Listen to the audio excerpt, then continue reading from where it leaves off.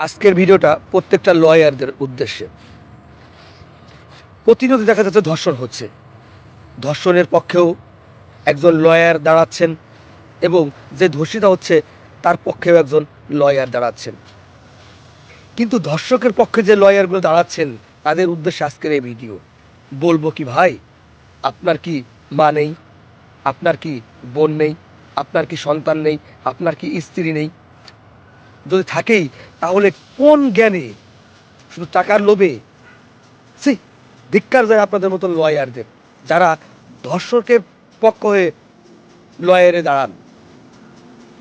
ধিক্কার যায় আপনাদের, আপনাদের কারণে আজকেই সমাজে মানুষ ধর্ষিতা হচ্ছে। কেন? আপনারা কিসের জন্যে? লোভ, টাকা? কেন তাদের পক্ষ হয়ে কথা বলতেছেন? কেন তাদের পক্ষে উপলব্ধি করতেছেন? বন্ধ করুন।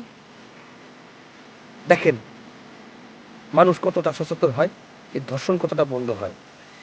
এই প্রশাসন, আপনাদের মতো লয়ারের কারণেই ধর্ষণ দিন দিন বেড়েই চলেছে।